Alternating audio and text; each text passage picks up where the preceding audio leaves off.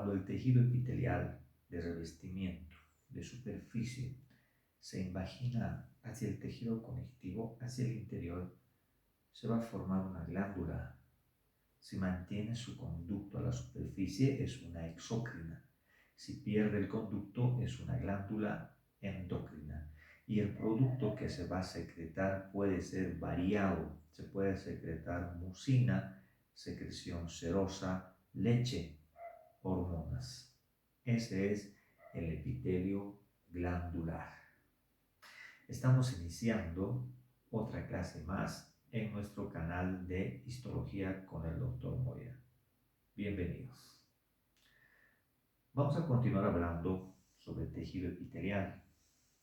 En una anterior sesión hablamos sobre el dominio apical que tienen nuestras células epiteliales, donde se comentó sobre las microvellosidades, sobre los cilios, sobre los estereocilios, sobre los cilios primarios. Ahora lo que vamos a ver es el dominio que está entre célula y célula epitelial, que es el dominio lateral, y en la base, a lo que llamamos el dominio basal, es decir, dominio basolateral.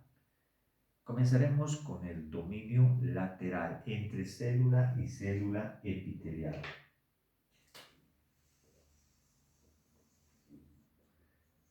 Dominio, vamos a hacerlo en conjunto, basolateral.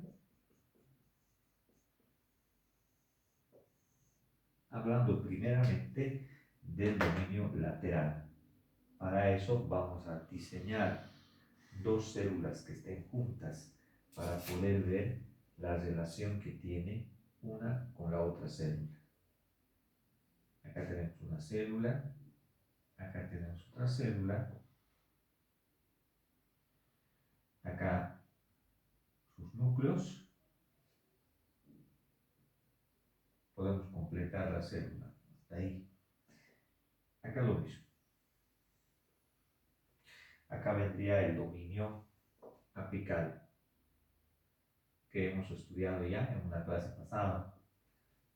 Podemos hacer algunas microvellosidades como una referencia de que acá está el ápice de las células.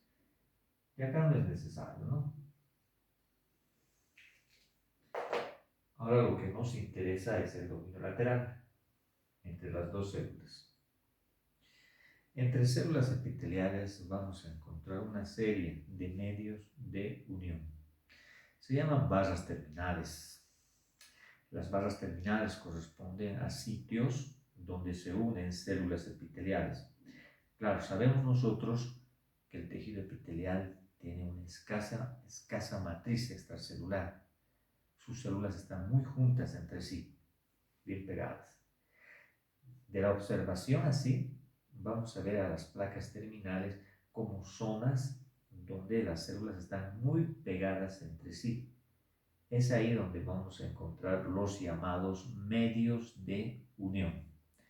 Vamos a ver primero la clasificación de estos medios de unión.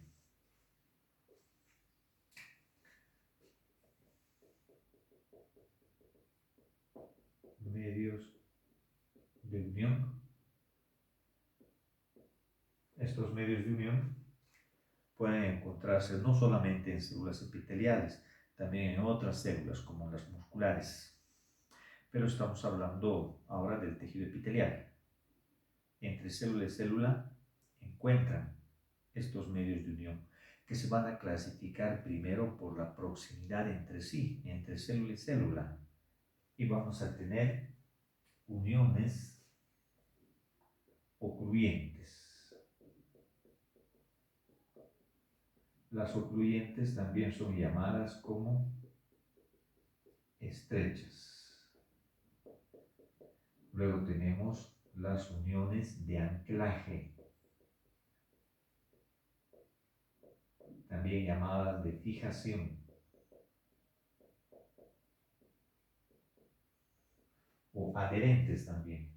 Y por último tenemos los medios comunicantes.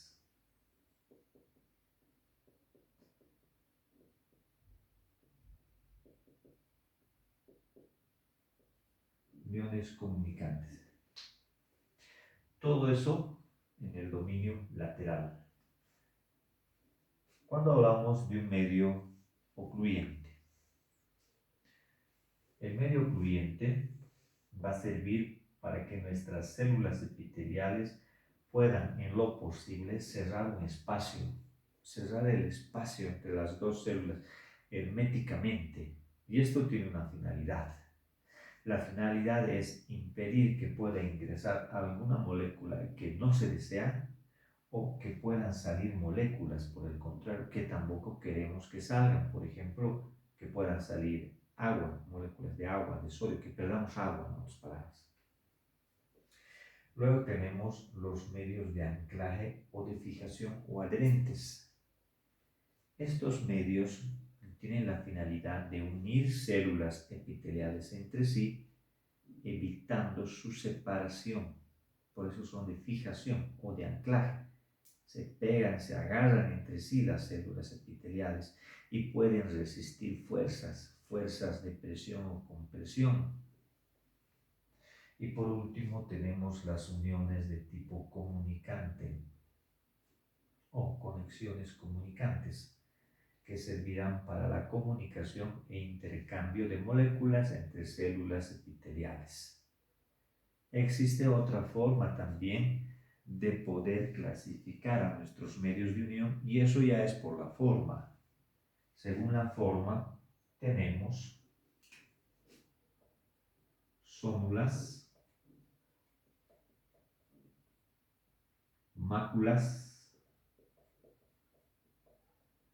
y las fascias.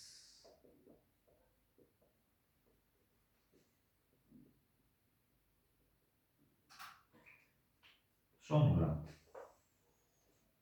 en forma de cinturón. Mácula, forma irregular, mancha. Fascia en una forma de banda. Tenemos las dos clasificaciones, de acuerdo a la proximidad y de acuerdo a la forma que tiene. Sómula, cuando el medio de unión cubre, rodea a toda una célula completamente, a manera de un cinturón, de ahí el nombre. Mancha, es una región irregular, como una mancha que sirve para la unión entre dos células epiteliales. Y la fascia, que vendría a ser una zona parcial de unión entre células epiteliales. Y vamos a tratar de combinar las dos clasificaciones, tratando también de conocer los principales medios de unión que se van a encontrar desde la parte más apical hasta la base. Y vamos a encontrarnos primeramente con una sómula ocluyente. Esa es la abreviación. Sómula ocluyente. Este medio de unión cubre toda una célula epitelial completamente a manera de un cinturón, y su finalidad, ¿cuál es? El cierre hermético entre células, obliterar en lo posible el espacio entre dos células, repitiendo, evitando de esa manera que ingresen o que salgan moléculas. Selectivamente acontece esto. La sómula ocluyente. Para esto necesitamos en estos medios de unión proteínas de adherencia. Las proteínas de adherencia las voy a ir anotando acá. Es que necesitamos que se adhiera una membrana a la otra membrana. Estamos hablando de proteínas que se encuentren en el espacio extracelular de cada membrana, de cada célula. Entre esas proteínas, en la sómula ocluyente vamos a encontrar claudinas, ocludinas, nectinas y moléculas adhesivas de unión.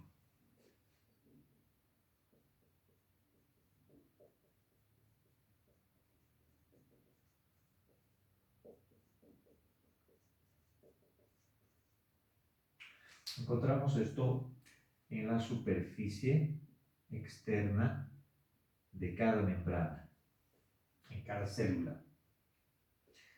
Vayan aquí.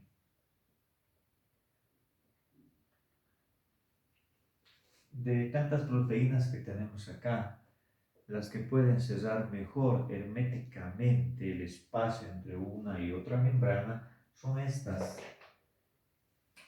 las claudinas. Pero aquí hay que también tomar en cuenta un punto. En la adhesividad necesitamos del calcio, porque una de las funciones del calcio es adherencia. Existen proteínas que dependen del calcio. Aquellas que dependen del calcio serán las más eficaces para la unión entre una y otra célula. Ninguna de estas depende del calcio, por lo cual esta sonda ocluyente necesita un refuerzo de una proteína que dependa del calcio. Estoy hablando de las caderinas.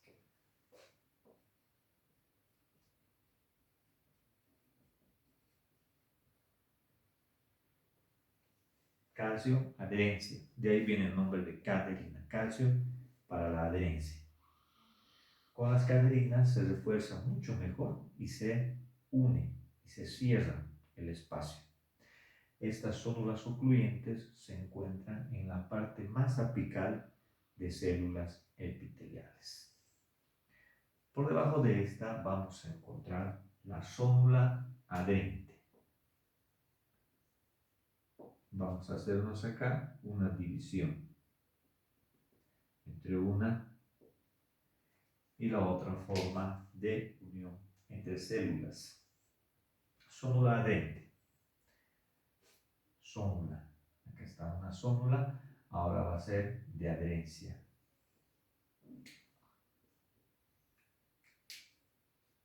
Estos de anclaje o de fijación también pueden llamarse adherentes.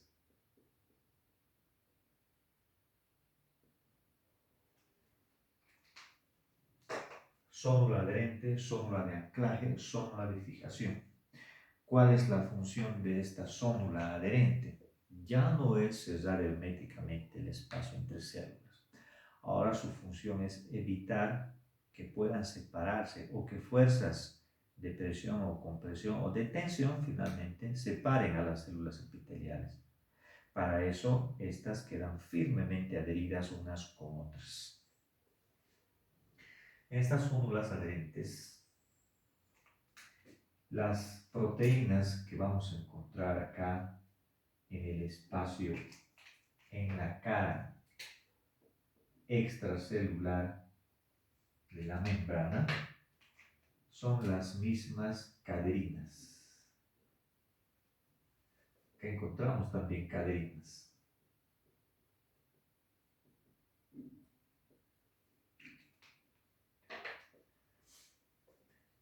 Pero estas caderinas deben unirse a un refuerzo que está en el citoplasma, en la cara citoplasmática de la membrana celular. Acá el refuerzo está formado por filamentos de actina. Acá hay filamentos de actina.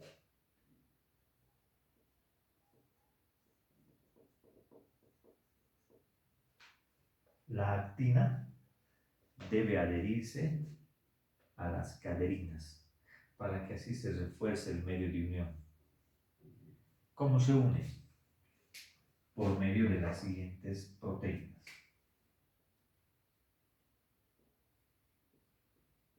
Vinculina, catenina. La vinculina, la catenina van a unir los filamentos de actina con las caderinas. Y estos filamentos de actina quedan unidos entre sí por otras proteínas. La actinina alfa. Bien, en este caso, a este lado estoy colocando los refuerzos. Filamentos de actina unidos a vinculina, catenina y actinina alfa. Recordándoles que acá las proteínas dependientes del calcio que mejor unen una con otra célula son estas caderinas. Y acá vamos a colocar calcio, dependen de este. En un plano más basal en relación a la célula adherente, vamos a encontrarnos con una mácula adherente.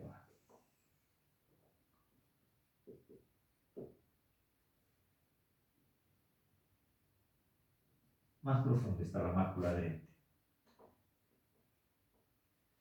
La mácula adherente, igual a la célula adherente, tiene la función de poder fijar células para poder soportar fuerzas de tensión, presión, compresión que puedan separar a las células.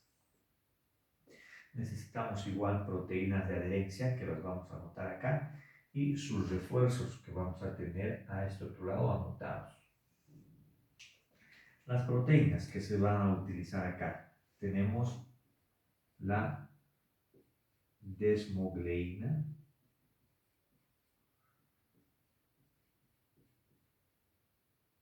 desmocolina y también las caderinas. Vean que las caderinas están presentes en estos tres medios de unión que estamos revisando. Ahora vamos a revisar los refuerzos que vamos a tener entre una y otra célula. Estas proteínas están acá.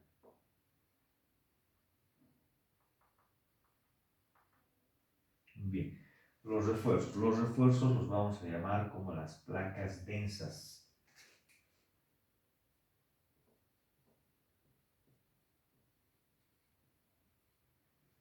Acá estarían las placas densas.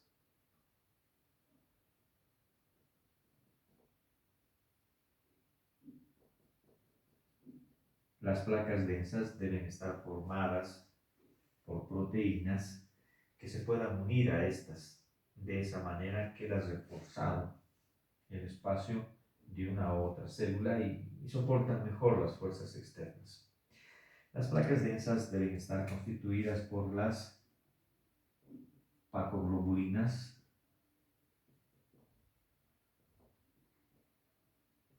pacofilinas y las desmoplaquinas.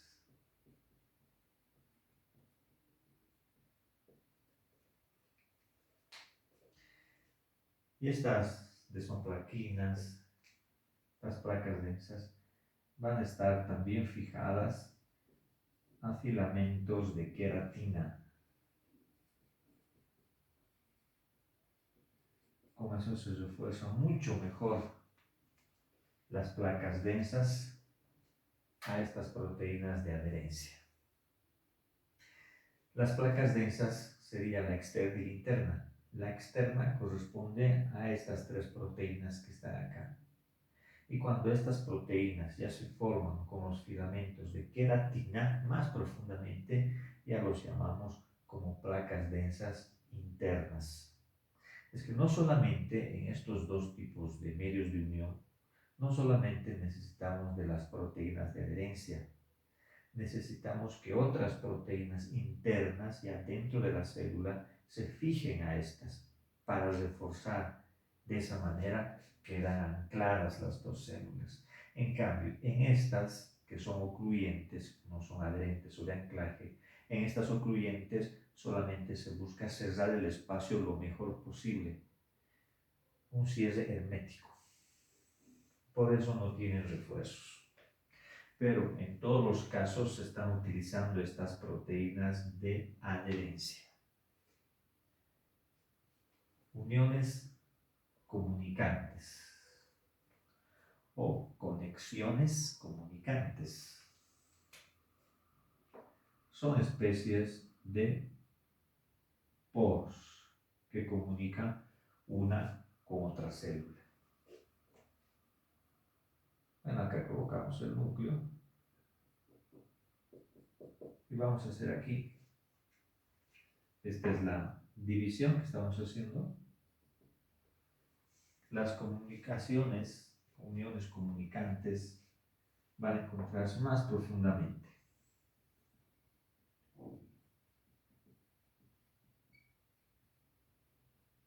Las conexiones comunicantes. Estas conexiones comunicantes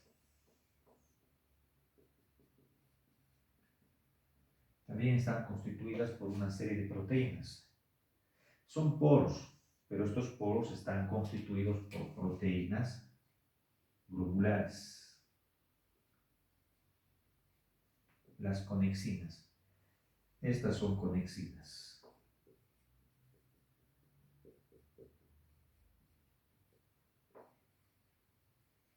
Seis conexinas forman lo que se llama un conexón.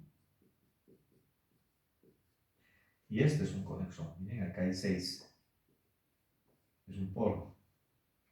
Pero esto en realidad es un hemiporo, la mitad.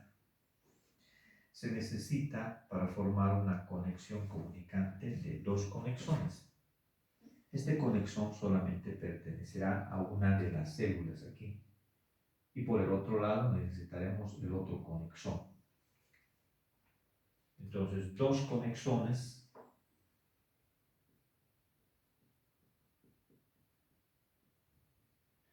igual conexión comunicante.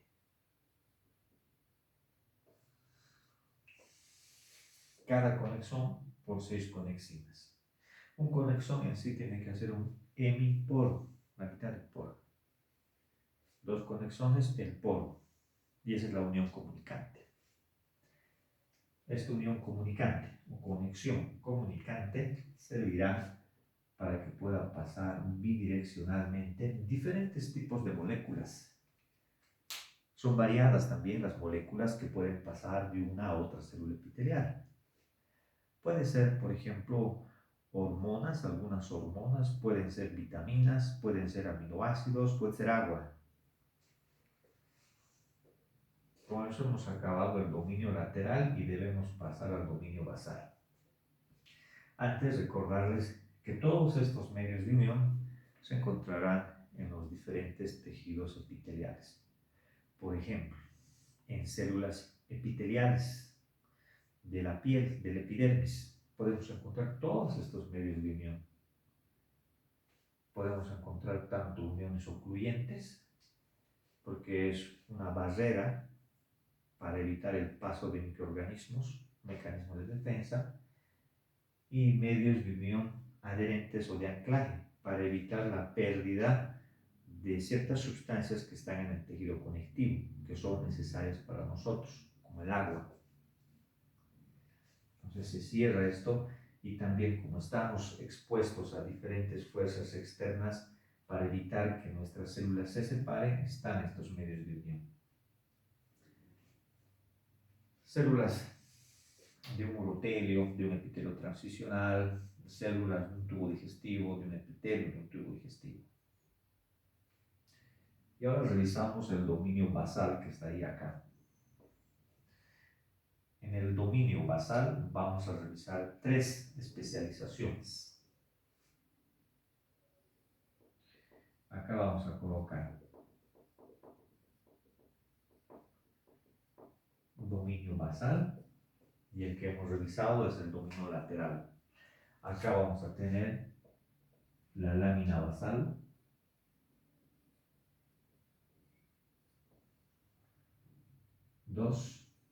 tenemos los hemidesmosomas,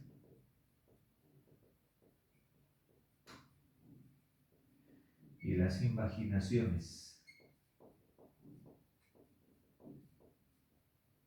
Invaginaciones de la membrana. De la membrana celular del plasmolema. Primero tenemos la lámina basal. La lámina basal, que estaría acá,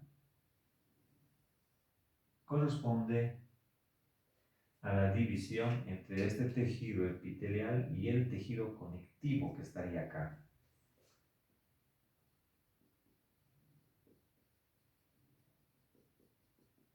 En esta lámina basal encontramos sustancia amorfa, colágena también. Si nos recordamos, acá encontramos el paransulfato, colágeno de tipo 4, componentes producidos por estas mismas células. Sería nuestra base de las células epiteliales. El otro componente, el hemidesmosoma.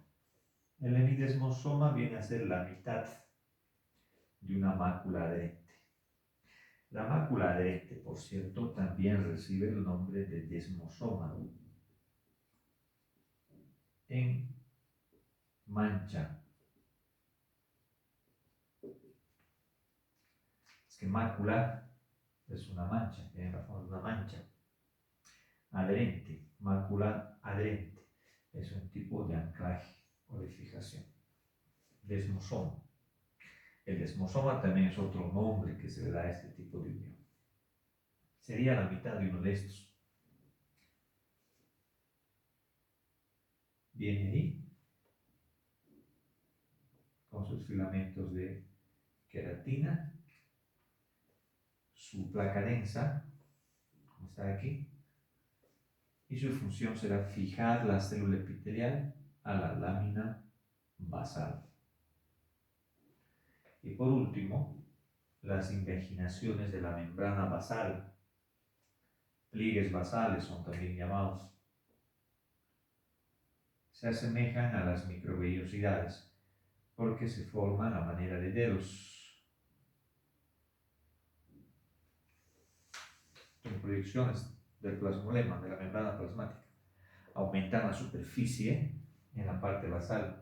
Estas aumentan la superficie a nivel apical, a nivel basal. ¿Para qué? Para también facilitar el proceso de transporte de moléculas, el proceso de absorción. Para eso tienen bastantes mitocondrias en esta zona, esta célula epitelial. Serían entonces las tres especializaciones del dominio basal. El límite con el tejido conectivo, que es la lámina basal, acá voy a colocar su nombre.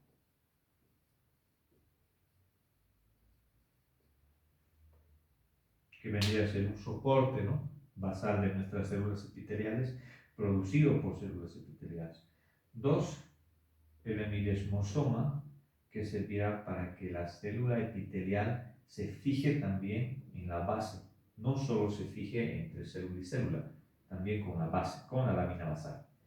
Y las invaginaciones de la membrana, que son proyecciones a manera de dedos, que contienen bastantes mitocondrias, y estas proyecciones tienen la finalidad de facilitar el proceso de transporte de moléculas.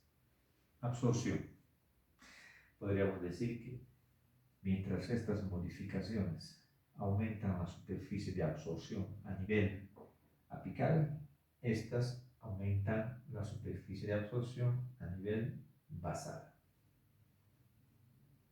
Y hemos concluido todos los dominios de nuestras células epiteliales: apical, lateral, basal. ¿Qué vamos a revisar ahora? El epitelio glandular. Vamos a borrar todo esto.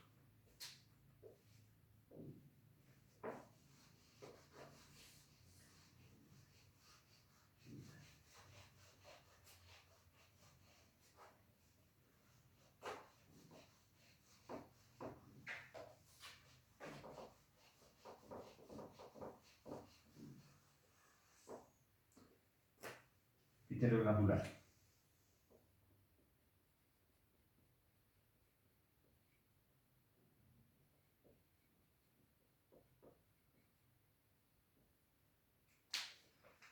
Se habló al inicio de que nuestras células epiteliales van a formar una glándula. Este es un tejido epitelial,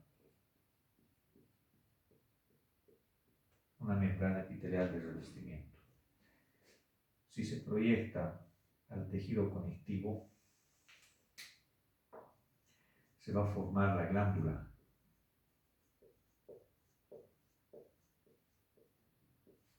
Esa ya sería una glándula.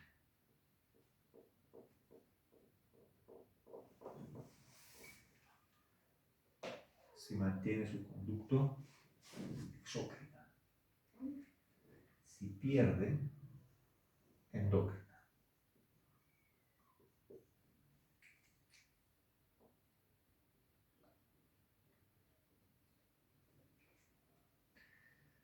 Esta glándula endocrina secretará su producto a la sangre y la exócrina a una superficie.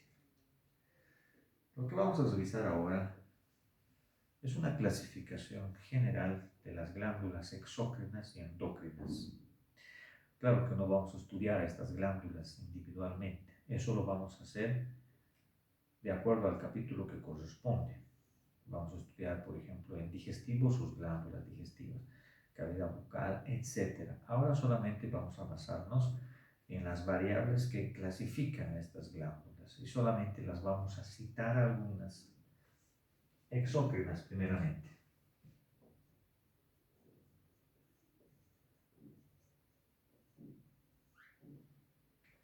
Estas glándulas mantienen un conducto a la superficie. Estas glándulas pueden secretar secreción mucosa, secreción serosa, pueden secretar leche, diferentes tipos de productos. De acuerdo a eso también viene su clasificación. Vamos a ver primeramente una clasificación de estas glándulas que es de acuerdo a la naturaleza de su secreción.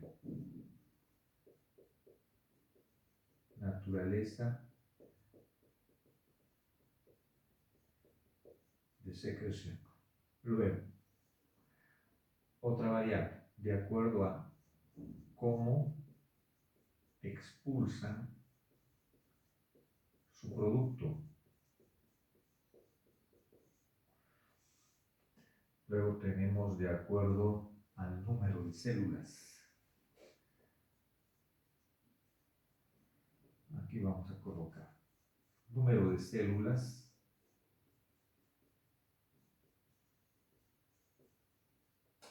Según esto tendremos las multicelulares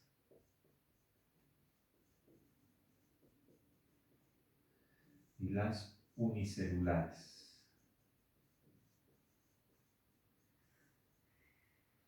Y las multicelulares también las vamos a subdividir en dos tipos de glándulas multicelulares, de acuerdo a la unidad de secreción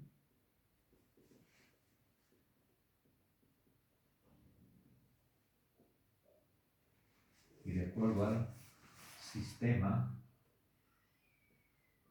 de conducto. Bien. Esas son las glándulas exócrinas, de acuerdo a la naturaleza de la secreción. ¿Qué tipo de glándulas tenemos? Serosas, mucosas, mucoserosas. La diferencia: una secreción serosa será más fluida que la mucosa, más serosa, más líquida. La mucosa es más densa, ¿no? Más viscosa. La mucoserosa significa que tiene las dos secreciones. Tendrá esa glándula unidades mucosas y unidades serosas y el producto será mixto. Algunos ejemplos: serosa, páncreas, mucosa, células o glándulas salivales del paladar. Son glándulas salivales menores. O en estas mucosas podemos colocar otro ejemplo también. Células caliciformes. Las caliciformes predominan en vías respiratorias. Son las responsables de la producción de la mucina, que es el componente principal del moco. La mucina, que al secretarse a la superficie húmeda ya llamamos como moco. Caliciformes secretoras de moco, secreción mucosa. Mucocerosa. Glándulas salivales. Principales. Sublingual.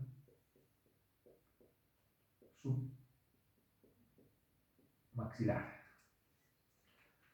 Esas dos glándulas salivales principales tienen unidades tanto mucosas como cerosas, por eso su producto es mixto, ni tan seroso ni tan viscoso,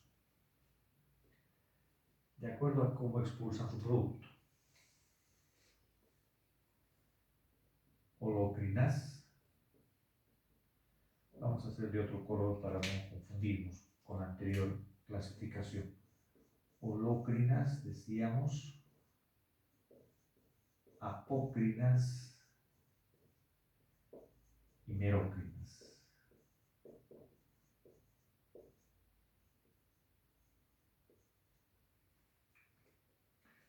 De acuerdo a cómo están expulsando. Holocrinas expulsan con toda una célula entera, es decir, que esta célula, como parte de su producto, está una célula completa. Pierde todo el protoplasma de la célula y es expulsada. Apócrinas, al expulsar su producto se pierde parcialmente el citoplasma, pero la célula sigue viva. Merócrina, no pierde nada. Ejemplos, eso sí hay que quedar claro con algunos ejemplos. Holócrinas, sebáceas. Apócrinas, glándula mamaria. Merócrinas, otra glándula salival como la parótida. Las sebáceas son las que secretan sebo, ¿no? En la piel se encuentran esas. Pérdida total de la célula. En el sebo, en esa consistencia, en ese producto oleoso, aceitoso, aparte de lípidos, componentes lipídicos, vamos a encontrar células muertas, restos de células. Mamaria, pérdida parcial. Cuando se va secretando la leche, estas glándulas mamarias, se pierde una parte del citoplasma de la célula, pero el resto sigue, continúa produciendo. Parótida, sin pérdida.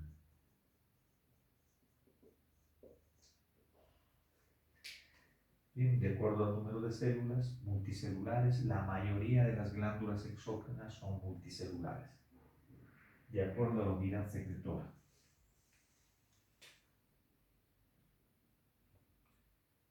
Acinar, tubular.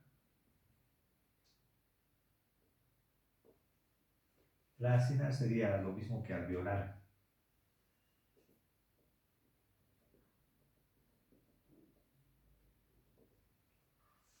Una glándula acinar o alveolar tendría el formato así.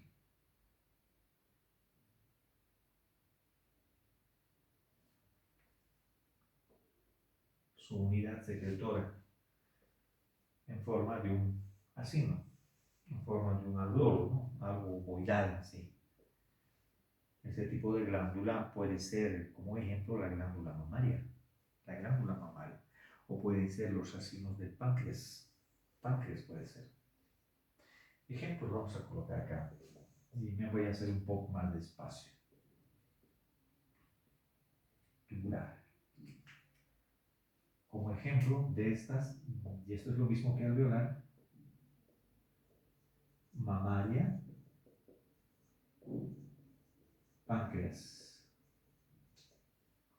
Tubular. Esta es la tubular. Tubular puede ser la glándula sudorípara. Eso es de acuerdo a la forma que tiene la unidad de secreción.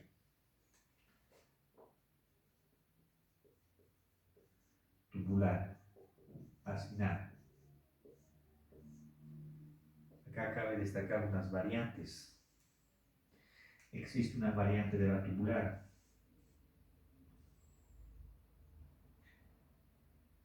Por ejemplo, esta.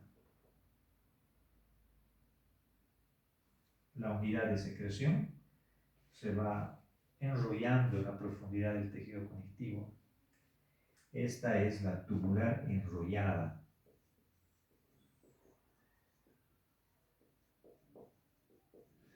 Y solamente encontramos la tubular enrollada en una glándula sudorípara.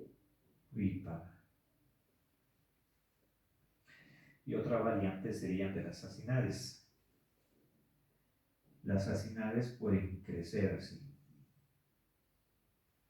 Grande se vuelve su unidad de secreción. Y se llama sacular. Y esta sacular solamente hace referencia a la mamaria, pero en el embarazo.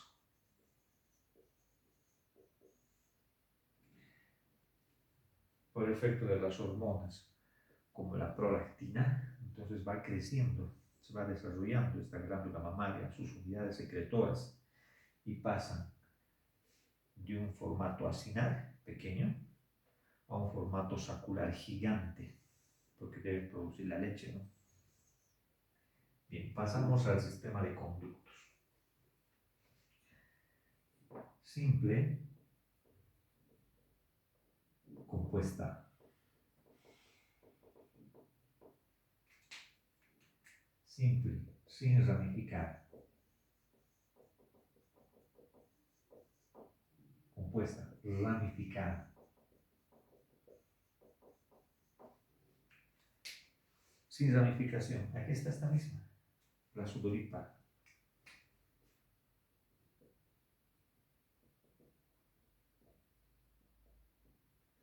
Ramificada, cualquier salival, cualquier maxilar, sublingual, parótida.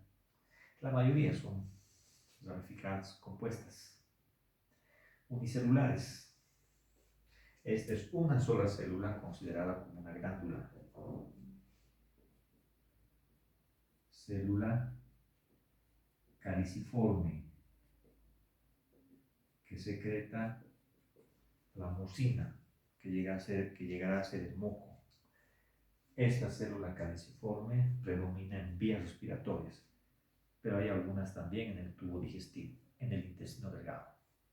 Su producto es el moco y es considerada como una glándula unicelular exógena. Todo esto nos va a servir, jóvenes. Todo esto vamos a volver a utilizar cuando estemos estudiando capítulos donde se vean a estas glándulas, a toditas estas. Ahora vamos a ver a las glándulas endócrinas. Eso en cuanto a las exógenas. Y aquí en cuanto a las endócrinas. A ver, vamos con las endócrinas. En las endócrinas no tenemos nosotros mucha clasificación, ya que no existe un conducto. Y la clasificación solamente considera el número de células y dónde almacenan su producto. Primer punto. Número de células. Segundo punto. Dónde almacena su producto esta glándula. Número de células, igual que acá. Unicelular, multicelular. Multicelular, casi todas. Hipófisis, tiroides, paratiroides, suprarrenal, glándula pineal, páncreas, hígado, endocrino, ¿no? Unicelular, lo más difícil de encontrar. Unicelular tiene los siguientes nombres: DNS, enteroendocrinas, argentafines y APUS. Se puede utilizar cualquier denominativo. Lo más común es DANS, que significa sistema neuroendocrino difuso.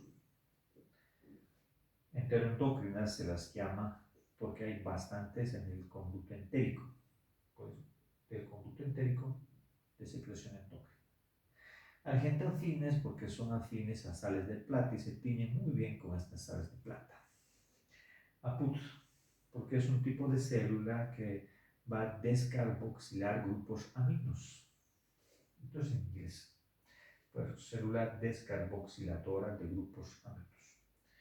Lo más usual es esto. ¿Dónde encontramos? En los mismos lugares donde encontramos las caliciformes.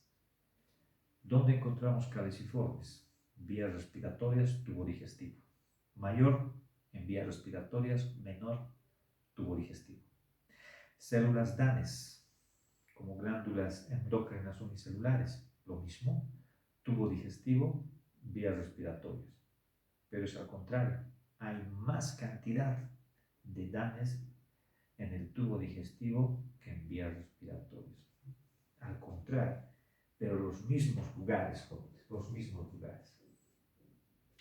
De acuerdo a dónde almacenan su producto.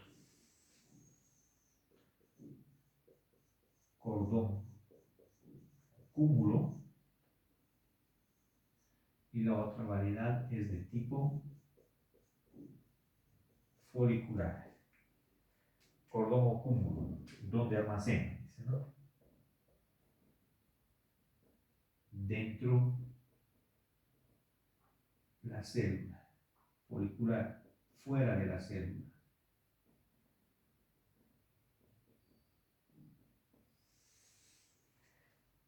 Las glándulas que almacenan su producto dentro de la célula endócrinas pueden ser el páncreas endócrino, fuera de la célula, tiroides, folículo tiroideo. Folículo lo almacena fuera de la célula, dentro del folículo, pero eso es fuera de cada célula. Y en los islotes de Langerhans del páncreas se almacena en cada célula en su citoplasma. Ahí tenemos entonces la clasificación. Nada más, como último, encontramos las glándulas mixtas.